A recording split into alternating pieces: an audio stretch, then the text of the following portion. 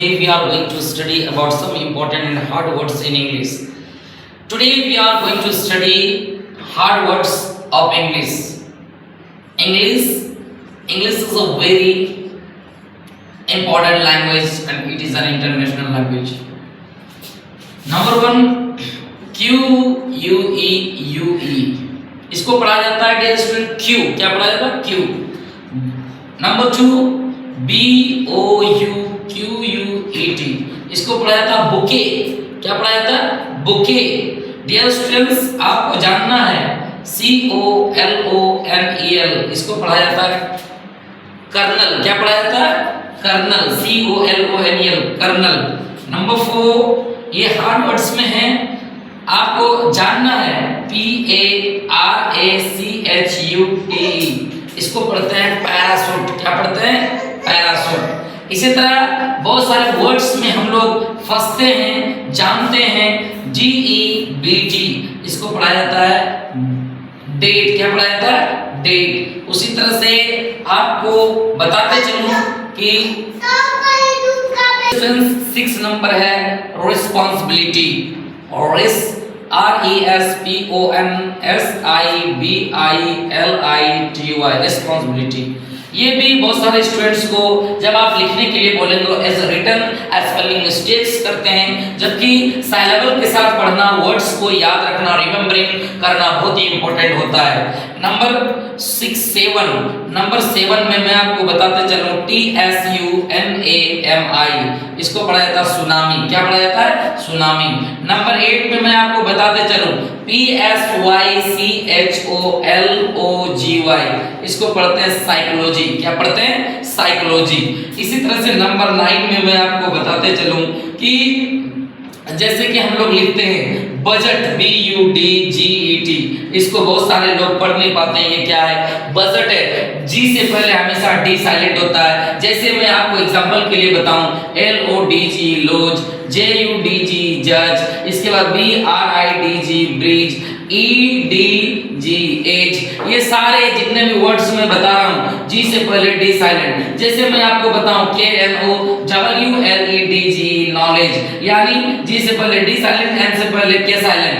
KNOT note, KNEE knee, KNIFE knife, KNOT knot, KNOW know. ये सारे words N से पहले के. ये रूल है कि एन से पहले जब भी के आए तो के साइलेंट होगा. एन से पहले के आने वाले यानी एन बिफोर के इज टोटली साइलेंट, के विल बी साइलेंट. हम के को नहीं पढ़ेंगे, इसको नॉलेज पढ़ेंगे, के को पढ़ना नहीं है. उसी तरह से यहाँ जी से पहले डी साइलेंट. इसको पढ़ते हैं बजट. क्या पढ़ते हैं? बजट. उसी तरह से बहुत सारे बच्चे छोटे छोटे वर्ड्स में फंसते हैं. जैसे मैं यहाँ डेट लिखा, मैं यहाँ लिखूंगा DOUBT. ये इसको अगर आप देखेंगे तो ये टी से पहले बी साइलेंट, यहाँ भी जैसे टी से पहले बी साइलेंट, तो इसको पढ़ा जाता है डाउट. क्या पढ़ा जाता है? डाउट. तो प्यारे स्टूडेंट्स, डियर स्टूडेंट्स, आपको जानना है, मैं आपको बताया कि क्यू का मतलब होता है कतार, पंक्ति. और बुके का मतलब होता है गुलदस्ता. किसी का फूलों का गुलदस्ता, किसी के नेक पर जैसे नेकलेस, वो अलग चीज है. लेकिन ये बुके किसी को, हम सेलिब्रिटी को या तो किसी लीडर्स को जब हम देते हैं तो बुके देकर उसको हम रिस्पेक्ट देते हैं. इसको colonel, this is the called of military seniors को, जो फौज के जो सीनियर्स होते हैं उसको कर्नल्स कहा जाता है. यानी कहा जा सकता है कि मिलिट्री ऑफिसर, उसको हम लोग कर्नल कहते हैं. लिखा हुआ है कॉलोनल, लेकिन हम पढ़ते हैं इसको कर्नल. इसको भी लिखा हुआ है पैराशूट, लेकिन हम लोग पढ़ते हैं इसको पैराशूट. क्योंकि आपको पढ़ने का तरीका मालूम होना चाहिए, because pronunciation is very important. If you have knowledge of pronunciation, how to pronounce the words and how to speak English, आपको इंग्लिश बोलने में आपको ध्यान रखना होगा कि प्रोनाउंसिएशन क्या चीज है. उसी तरह ये डेट, इसको पढ़ेंगे रिस्पॉन्सिबिलिटी. जैसे हम एक वर्ड्स लिखेंगे, इसको DEVELOPMENT. इसको पढ़ेंगे हम लोग डेवलपमेंट. क्या पढ़ेंगे? बहुत सारे टीचर्स पढ़ देते हैं इसको डेवलपमेंट. नहीं, ये डेवलपमेंट है, DEVELOP डेवलपमेंट, आपको साउंड निकालना होगा, सीखना होगा। बहुत सारे स्टूडेंट्स को ये नहीं मालूम है कि साइकोलॉजी में कैसे होगा। जैसे हम लिखेंगे बहुत सारे वर्ड्स, साइकोलॉजी है, सुनामी है, रिस्पांसिबिलिटी। जैसे हम कांग्रेचुलेशन लिखते हैं, CONGRATULATION, कांग्रेचुलेशन, कांग्रेचुलेशन। कभी हम चुलेशन पढ़ते हैं, बहुत सारे टीचर EDUCATION, एजुकेशन को पढ़ते हैं education, education. What is the pronunciation of education?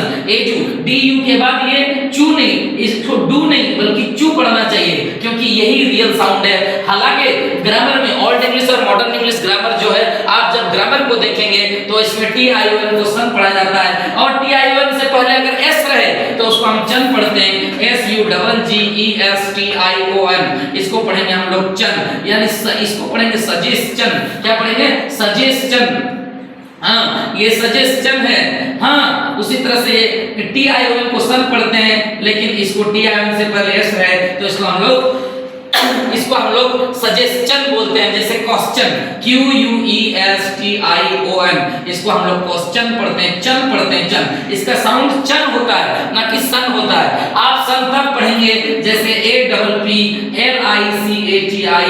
Application, तो TION को सन पढ़ा जाता है और TURE को चर पढ़ा जाता है।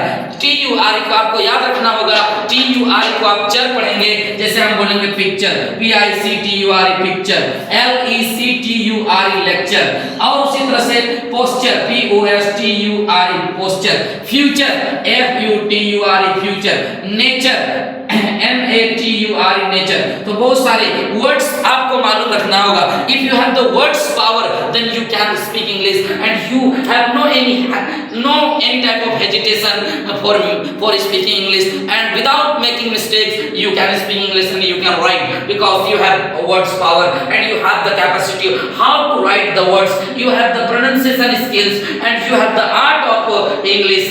आपके पास इंग्लिश का कला है, आप सिर्फ इसको यूज कीजिए। अपने लाइफ में जितना आप एडवांस बनने की कोशिश करेंगे, nothing is impossible, everything is possible for human being। if you want to do then you regularly practice yourself, inshallah, and you will get benefit, you will get profit, and your every day will be gala day, और आपका हर दिन gala day होगा। You try to understand the concept, आप concept को समझने की कोशिश करें।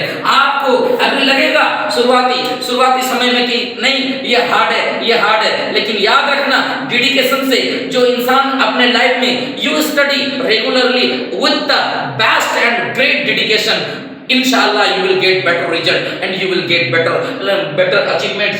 आपको better results मिलेगा, better achievements मिलेगा, लेकिन आपको पहले ट्राई बोला जाता है, first you try and you get benefit. पहले आप ट्राई करें और उसका फल पाएं। अगर आप ट्राई नहीं करेंगे तो आपको मंजिल मिलने वाली नहीं है।